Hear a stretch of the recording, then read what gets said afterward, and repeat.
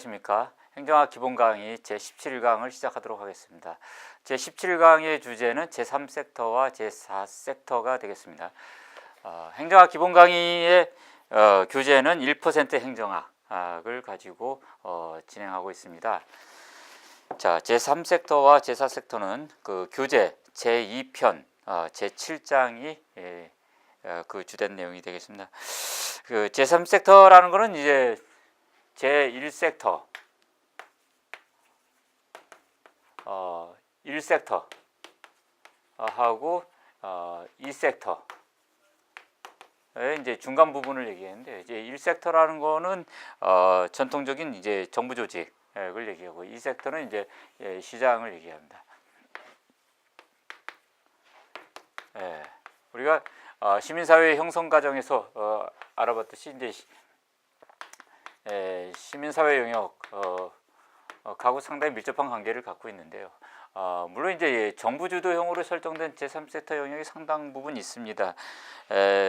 이 규제에 있듯이 그 준정부 조직이라든가 그 다음에 NGO 즉 비정부 Non-Government Organization 뭐 이렇게 있는데요. 준정부 조직이라 하면은요, 이 준정부다. 이 쿼지한 거였네. 쿼지. 쿼지 다음은 정부하고 거의 비슷하다라는 얘기입니다. 그러니까 사실상 그 민간 부분의 형태의 조직을 갖고 있어요. 그래서 법적으로 정부 조직이 아닙니다. 그러니까 우리나라는 이제 정부 조직인 경우, 우리나라 같은 경우 이제 정부 조직법에 그 근거해서 조직이 돼서 운영되는 조직을 얘기하는데, 정부조직법이 아닌 다른 개별 특별법들에 의해서 운영되고 있는 경우가 대부분 이제 준정부 조직들이에요. 예를 들어서 정부 투자기관 또는 뭐 정부 출자기관, 정부 출연기관 이렇게 얘기합니다. 이 출자라는 거는 정부가 주식의 일정 부분을 소유하는 형태가 이제 출자고요. 투자기관은 그 출자 총액이 전체 지분의 50%를 넘은 경우에 보통 이제 정부 투자기관이라고 지칭을 하고 있습니다. 그다음에 정부 출연기관이다. 출연이라는 거는 영어로는 이제 donation인데요, 무상으로 준 겁니다. 정부가 그 어떤 그 조직체의 재산을 현금이나 물적 재산을 일정 부분을 정부가 증여를 하는 형태로 기부를 하는 것입니다. 그래서 이제 그 조직의 공공적 운영을 가능하게끔 하는 것이고요. 또 뭐 때로는 이제 정부 산하기관이다 뭐 이런 형태를 얘기를 합니다. 정부 산하기관은 다 뭐 이제 정부로부터 출연금을 받거나 무상으로, 또는 이제 각종 보조금을 받아서 운영되는 기관들이 있습니다. 그리고 뭐 정부 조직의 업무를 전통적으로 위탁받아 가지고 상시적인 업무가 운영이 가능하도록, 그러니까 시장에서 경쟁을 통하지 않고 정부의 업무를 가지고서 대행해주는 방식으로 해서 쭉 그 운영 경비를 조달할 수 있도록 이렇게 하는 기관들이 이제 정부 산하기관입니다. 자, 그래서 종류도 많고 굉장히 복잡하게 있게 되어 있는데요. 이런 그 준정부 조직들을 보면은 이것이 그 역사적으로 이제 여러 가지 그 변천 형태를 거쳐왔는데요. 우리나라 같은 경우 이제 1990년대까지는 굉장히 이제 그 자율적인 운영을 강조를 해왔습니다. 그래서 정부 투자기관이라든가 정부 출자 출연기관들 이런 곳에 대해서는 정부의 어떤 그 시장 자율화 조치에 의해서 신자유주의 기조에 기초해서 자율적 운영, 책임 경영 제도를 굉장히 강화하는 형태였는데요. 이것이 이제 2007년도에 공공기관 운영에 관한 기본법이 제정되면서 이 준정부 조직에 대한 대대적인 어떤 어떤 통합 관리, 일정한 통제 관리 시스템 이런 것들을 도입하게 되었습니다. 그래서 이제 이 공공기관 운영에 관한 기본법에 의하면은 이제 그 공기업, 그 다음에 준정부 기관, 그다음에 기타 공공기관 이렇게 세 가지로 분류해가지고 이 준정부 조직들을 분류하고 있습니다. 그리고 뭐 34개의 그 경영 정보를 공시하도록 하고요. 각종 인사라든가 재무 관련 정보를 공개하고 또 이 외적인 정부에 의한 통제가 이루어지도록 이렇게 관리 체제가 이렇게 개편이 됐습니다. 아무튼 이런 이 준정부 조직들과 달리 또 제3섹터의 또 하나의 영역이요. NGO입니다. 비정부 조직이라고 하는 거죠. 그러면 이제 준정부 조직이나 NGO는 사실상 그 공공성을 추구한다는 점에서는 사실상 상당히 유사합니다. 그러나 NGO는 기본적으로 그 Non-Government Organization이라고 하는데요. 이 준정부 조직처럼 어떤 정부로부터 출자나 출연을 받는 경우가 거의 없어요. 원칙적으로 시민의 그 자생적 조직 형태가 대부분의 NGO입니다. 우리나라 같은 경우 시민단체라고도 지칭을 해요. 뭐 환경운동연합이라든가 뭐 그 다양한 그 크고 작은 시민단체들이 있지 않습니까? 그런 시민단체들이 이제 NGO의 대표적인 얘기인데요. 이 NGO들은 이 준정부 조직에 비해서 이 재원을 조달할 수 있는 그 형태가 상당히 취약합니다. 준정부 조직은 대부분 출연금, 보조금, 그 다음에 출자금 등의 형태로 해서 운영이 되고요. 그리고 상당히 대부분이 이제 독점기 조직 사업의 독점화가 이루어져 있는 것이고 대부분 특별법에 의해서 관리되고 있고요. 물론 이제 공공기관 운영에 관한 기본법에서 통제되고 있지만 그 연성 예산 제약에 의해서 상당히 그 공공성이 강화된 그리고 독점적인 조직체, 사업 조직체로서 운영이 되고 있습니다.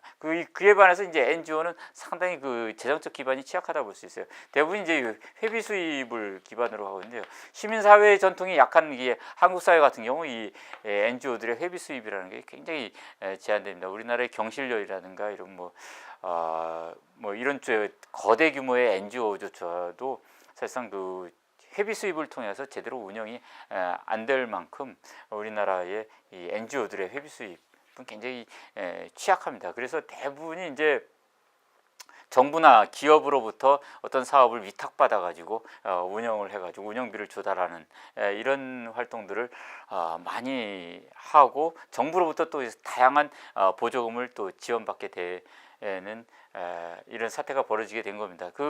이를 위해서 이제 우리나라 시민 사회에 있어서 이 NGO의 특수성을 반영해 가지고 우리나라가 제정한 것이 이제 비영리 민간단체 지원법이라는 것이거든요. 이 비영리 민간단체라는 형태로 해가지고 물론 이제 민법에서 사단법인, 재단법인이라든가 각종 사회복지 관련 법에서 이제 뭐 사회복지법인, 그 다음에 공익법인 등의 그런 특별법들에 의해서 각종 그 공공성의 민간 조직들이 있지만은 특정한 사업이 아닌 어떤 그 시민 사회 힘을 통해서 사회의 어떤 그 전반적인 그 공익적 활동을 하겠다 하는 전통적인 NGO들, 시민단체들 에게 어떤 지원해 줄 수 있는 그런 툴들은 없었습니다. 이를 위해서 이제 제정한 법이 비영리 민간단체 지원법이고요. 거기에서 이제 그 설립 요건들을 규제에 나와 있듯이 그렇게 제시를 해서 각 지자체라든가 중앙정부에서 이런 그 비영리 민간단체에 대해서 지원을 하고 있습니다. 이 시민단체 즉 NGO는 그 박애 정신을 기반으로 하고요. 재원적 기반을 회비라든가 기부금 을 재원을 기반으로 해가지고 사회 전체 특정한 회원들의 이익을 위한 단체가 아니라요. 그건 이제 압력 단체죠. 이익 집단 내지는 압력 단체라고 하고요. 사회 전체의 공익적 활동을 수행하는 그런 NGO들은 이 박애 정신에 기반을 하고 있기 때문에 전문성 면에서 취약합니다. 과연 이런 복잡한 행정국가 시대 때 행정부와 대응해가지고 사회 공익적 활동을 제대로 추진할 수 있느냐에 대해서 상당히 이제 한계에 직면하고 있는데요. 이런 그 NGO의 한계와 관련해 가지고 셀러먼이라는 학자가 네 가지 NGO 실패 모형을 제시했습니다. 이거는 그 공무원 임용 시험 문제 기출 문제로서 이미 출제된 문제이기도 합니다. 그래서 그 네 가지의 그 실패 모형으로는요, 박애적 불충분성, 박애적 특수주의, 박애적 온정주의, 박애적 아마추어리즘 등의 네 가지를 이제 제시하고 있으니까요. 여러분들 꼭 이것은 한번 점검을 해줄 사항이라고 하겠습니다. 우리가 시민사회의 그 NGO 조직과 관련해 가지고 특히 한 가지 짚고 넘어야 될 것은 이제 사회적 자본이라는 개념입니다. 소셜 캐피탈인데요. 그러니까 전통적인 생산 요소로서 인적 자본, 물적 자본 이런 자본과 달리 사회적인 자본으로서 이 사회적 자본계라는 개념은 이제 로버트 푸트남이라는 학자가 학문적으로 연구하면서 이렇게 범용적으로 사용되고 있습니다. 사회적 자본은 상당히 추상적인 하나의 사회의 트러스트라든가 신용, 믿음 이라는가 이런 사회적 연대라는 가치 체계가 어떤 행정제도, 국가 제도의 그 효율성을 높이는 그런 힘을 갖고 있다라는 차원에서 사용되는 개념입니다. 그래서 이런 NGO의 활동을 통해 가지고 우리 시민사회에서 필요한 이 사회적 자본을 확충하고 강화하는 역할을 한다라는 점에서 NGO 활동은 물론 일정한 한계를 갖고 있지만 여전히 필요한 조직체이다, 이렇게 볼 수가 있겠습니다.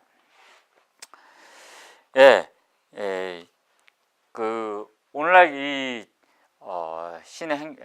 행정국가 시대에서도 여전히 정부기구는 팽창을 하고 있고요. 정부 실패 현상은 여전히 누정되고 있습니다. 특히 우리나라와 같이 이 제3세계 발전도상 국가에 있어서는 더욱더 심각한 문제점이고요. 이런 문제점을 시정하기 위해서도 NGO 활동의 확대는 더욱더 필요하다, 이렇게 보겠습니다. 자, 이러한 그 제3섹터 영역과 달리 또 하나의 새로운 시대적 흐름이 제4섹터라는 영역으로 등장을 했습니다. 이거는 이제 1990년대 이후 이제 그 세계화 현상이 벌어지고요. 특히 2008년 미국 월가 금융 위기로 인해 가지고 자본주의 위기가 증폭이 됩니다. 그랬을 때 과연 이런 세계화라든가 신자유주의의 확산으로 인해 가지고 우리 시장 경제가 초래한 문제점, 심각한 양극화죠.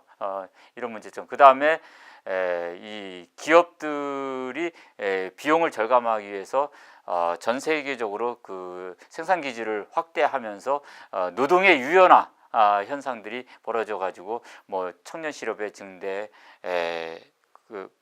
문제가 일어나고요. 이런 자본주의의 어떤 새로운 위기와 도전 상황에 이제 직면하게 됐습니다. 이런 사회에서 그러면은 승자 독식의 구조가 이렇게 심화되고 있을 때 과연 이 자본주의 경제의 대안은 무엇이냐 했을 때 사회주의 내지는 공산주의와 다른 또 다른 제3의 대안을 찾기 시작을 했고, 서구 경제에서 찾아낸 길이 이 사회적 경제라는 아이디어입니다. 이건 사회주의를 얘기하는 것이 아니죠.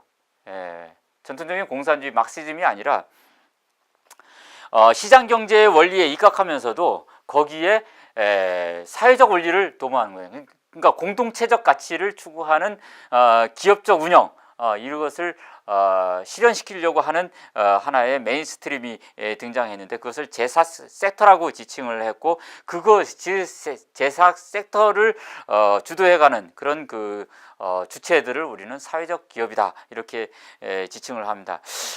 사회적 기업이라는 이런 모델은 전통적인 그 이윤 추구 기업들이 사회적 책임을 강화하는 형태로 나타나는 일정한 부분도 있지만 아예 그 사회적 기업이라는 새로운 틀, 즉 일자리를 창출해서 사회적 약자를 돕고 또 사회 서비스를 제공하기 위해서 기업을 설립하는 이런 그 새로운 형태의 기업 형태, 즉 이것은 전통적인 협동조합하고 이건 협동조합이라는 거는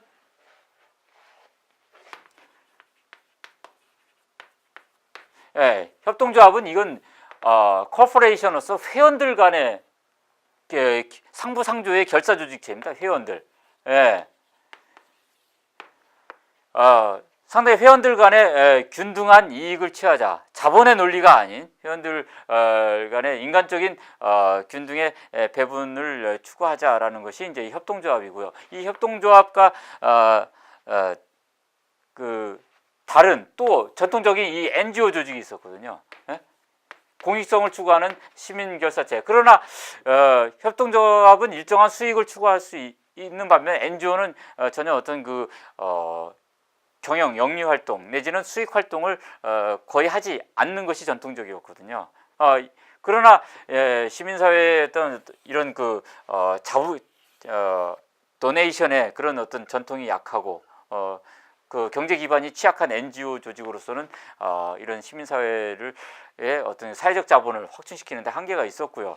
그래서 이러한 협동조합과 NGO의 하이브리드 조직으로서 나타난 것이 사회적 기업이다 이렇게 지칭할 수 있겠습니다. 우리나라 같은 경우는 2007년도에 사회적 기업 육성법이라는 법률을 제정을 해서 사회적 기업을 본격적으로 제도화하고 체계적인 지원을 해오고 있습니다. 사회적 기업은 전통적인 기업과 그 다음에 전통적인 비영리 조직 그리고 협동조합과 또 다른 한 차원의 그 융합 조직체로서 성격을 갖고 있어요. 이 사회적 기업은 그 서구 사회에서는 미국이나 이 유럽 이런 데에서는 이제 이 정부의 주도가 아닌 민간 부분의 자체 주도에 의해서 이렇게 형성이 됐습니다. 미국은 이제 시장 주도형으로 등장을 했고요. 유럽 같은 경우는 주로 이제 공동체 주도형으로 등장을 했습니다. 그러나 이제 우리나라 같은 경우는 정부가 어떤 그 이니셔티브를 쥐고 사회적 기업이라는 법적 정의를 내리고 거기에 인증제도라는 거예요. 이런 일정한 요건을 갖추면요, 인증제도라는 건요. 사회적 기업은 뭐다? 그런 법률적 조건을 제시를 하고 있습니다.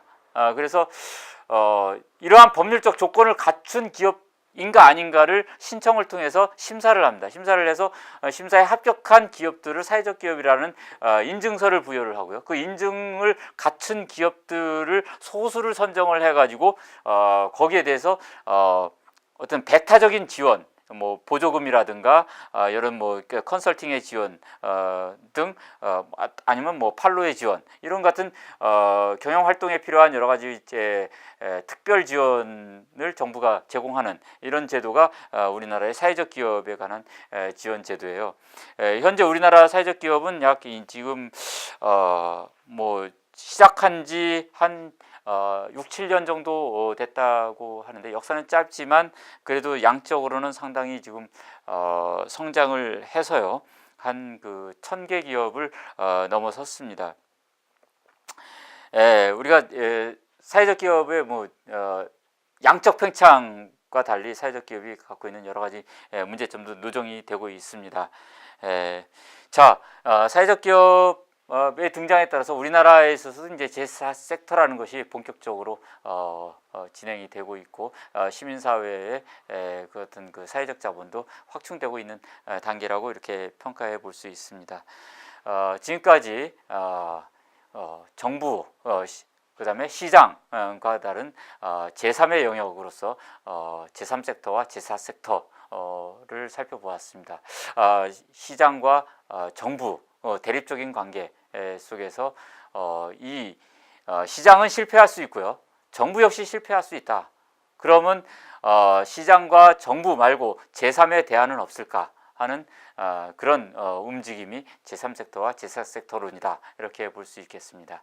결국은 이 시장이건 정부건 또 시민사회건 간에 이 사회가 공동선을 추구해서 이상적인 상태로 나아가기 위해서는 각 영역 간에 조화로운 견제와 균형이 필요하고 각 영역에 그 독자적인 그런 성장 발전이 필요하다 이렇게 보겠습니다.